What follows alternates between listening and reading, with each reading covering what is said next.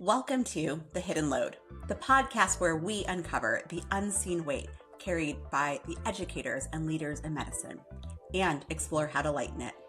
I am Dr. Santina or Tina Wheat. I am a family physician, an educator, a leader, and a coach.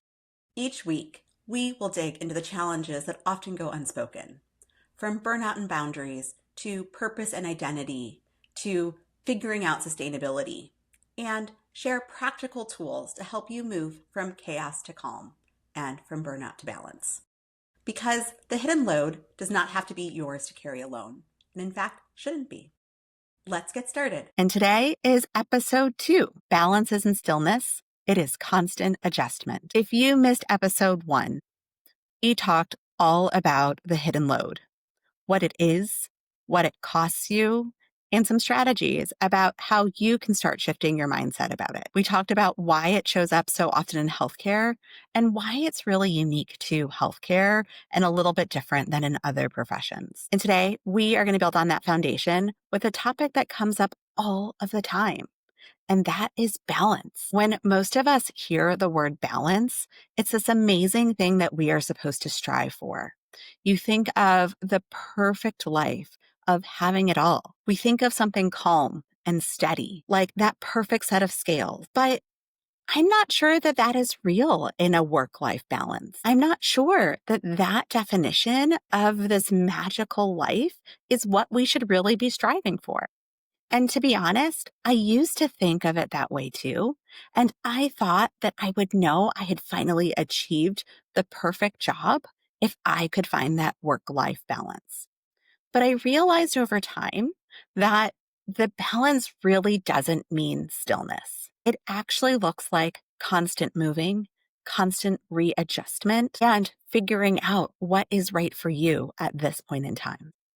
And so in this episode, I'm going to share some different ideas on how we can actually achieve balance in our healthcare careers. So let's start with 2 different images of how I actually think we should be thinking about balance.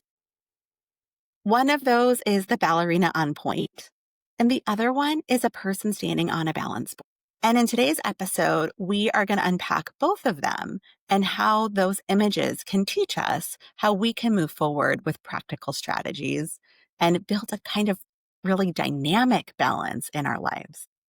Let's start by talking about this perfect myth of balance. So many of us, especially in healthcare, think balance is something that we can finally achieve if we just organize ourselves enough. I've already mentioned that I used to think that myself. We think if I can master time blocking, if I can catch up on all of my notes, finally clear out that inbox, if I can just say no and set my boundaries in all of the right moments, then I will reach that magical state that is called balance. And once I'm there, it'll stick. I'll have figured out the secret sauce. But that's not really how it works. I can remember times when I thought that I had finally figured it all out. I had mastered my schedule and thought that it looked neat. I felt that my family rhythm was fairly smooth. And I was even keeping up with exercise and rest and eating well. And then, bam, something else happened that threw me off center. Maybe it was a child got sick. Maybe it was that the hospital made a policy change and I had to figure out how that changed everything for my learners and for my team. Maybe it was just my energy just tanked out of nowhere and I didn't know what it was. Suddenly, that idea of balance evaporated. And it was really after it had never been there for all that long. And for a long time, I thought that that meant that I was just failing, that I wasn't doing a good enough job, that maybe I was just not disciplined enough to do what other people could do. But the truth is, nothing was wrong with me. What was wrong was my idea of what I needed to shoot for, my idea of what I needed for balance. Balance is just not a one-time achievement. It is not a fixed state. Balance is a practice. You have to keep using strategies to keep you there. So let's talk about that ballerina on point. And this example is super meaningful for me right now because my oldest daughter has just been promoted to point. And so she will be learning all of the different techniques and positions that she has to figure out to keep herself up there.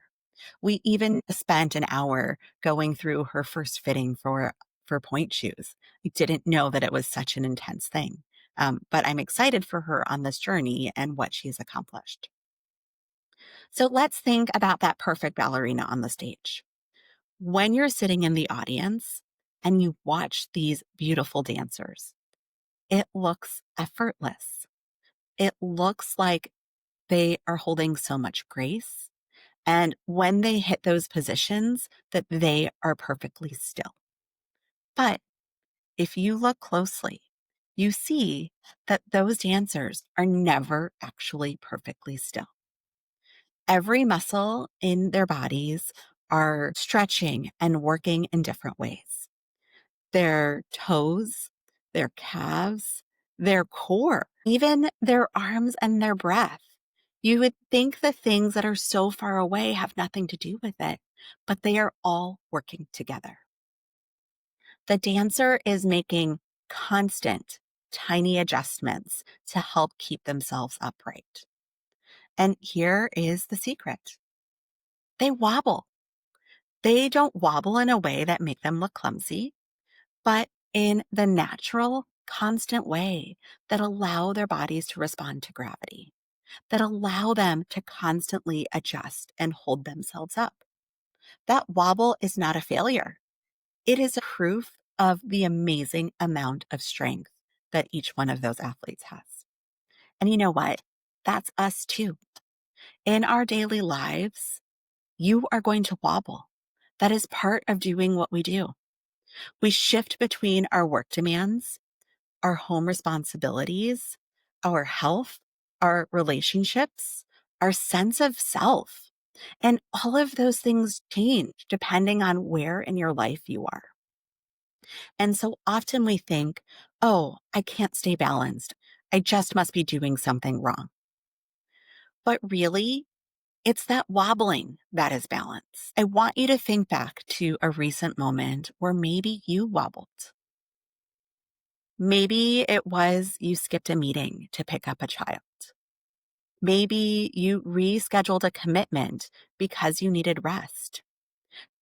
Maybe you just decided that Fridays weren't the day that your brain could do a certain type of task and you had to readjust that work to a different part of your schedule. Maybe you asked for help instead of thinking that you had to push through alone. Did you fall? You might have, but then you picked yourself up.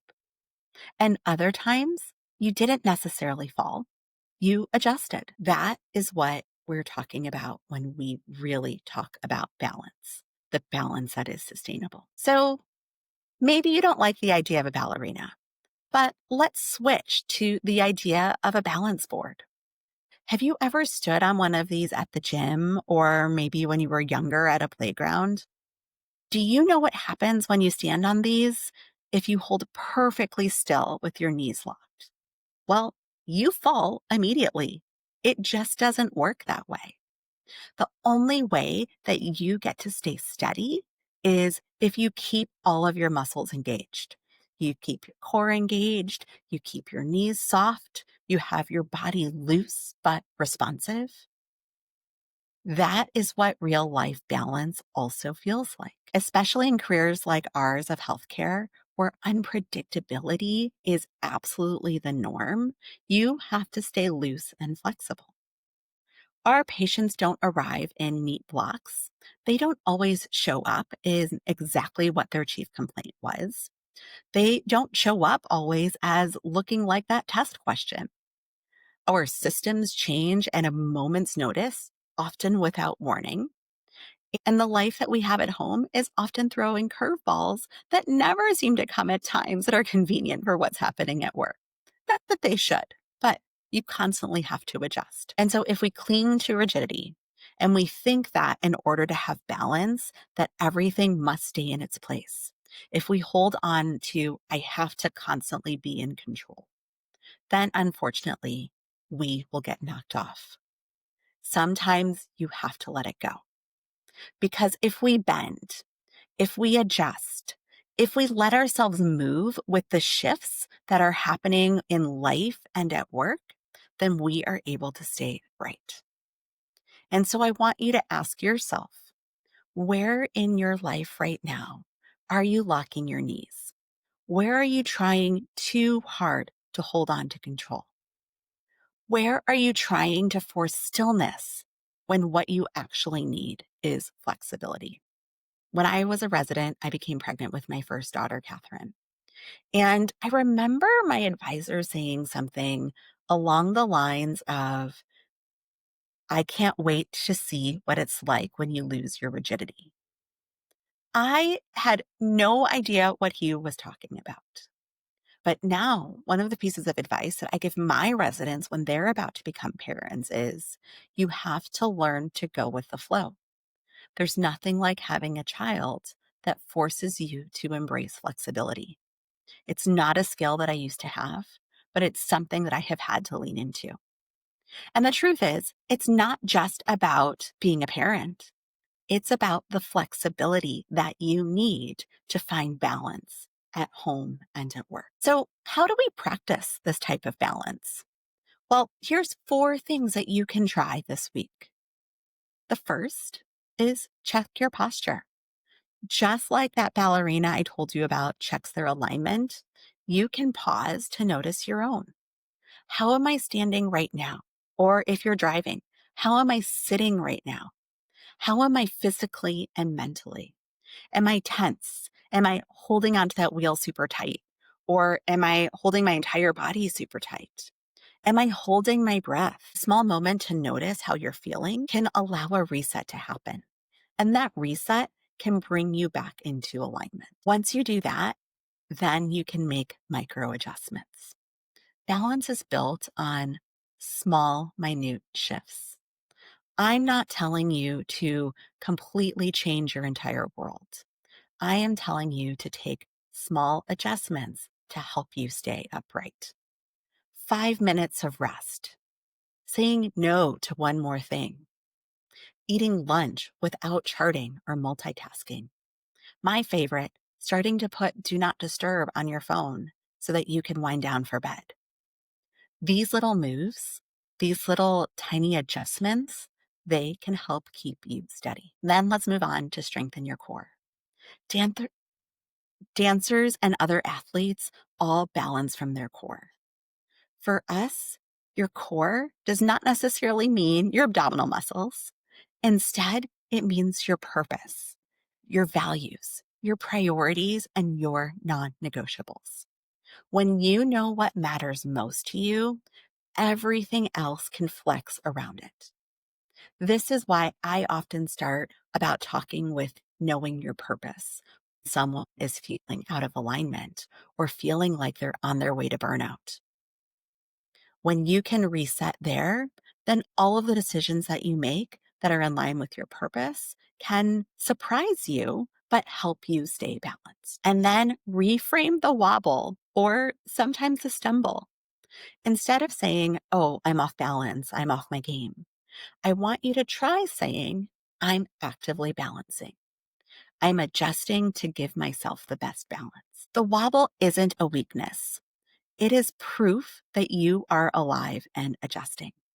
And it's okay to share that with others so that they know it's okay for them to adjust too. So today, we redefined this idea of balance as a constant adjustment. It's important to remember that balance is not a perfect frozen picture, but it's a living, breathing practice. You have to make constant adjustments to keep it. Balance is strength in motion. It looks like the ballerina who is poised but constantly adjusting. It looks like the balance board being loose and flexible and responding to shifts. Your challenge this week is simple. Notice when you are holding too tight and notice when you wobble. When things feel shaky, instead of judging yourself, I want you to remind yourself, this is balance. This is what it looks like. Thank you so much for joining me today on The Hidden Load. If this episode spoke to you, I hope you will share it with a friend who might need that reminder that balance isn't just about stillness, it is about strength and adjustment. And I hope that you will go and rate this podcast wherever you are listening to it and follow it so that you don't miss a next episode. And speaking of our next episode, here's a little preview of what's coming next in episode 3. We are going to talk all about boundaries, why they're so difficult for healthcare educators and leaders, and how you can start setting them in ways that protect your energy without adding to your guilt. I think you'll find it both practical and freeing. And until then, remember, balance isn't stillness. It is constant adjustment. Thanks for joining me on The Hidden Load. Tag me on Instagram at Dr. Tina Wheat or email me at santina@santinawheat.com with your takeaways and ideas. Don't forget to subscribe. And until next time, let's lighten your hidden load.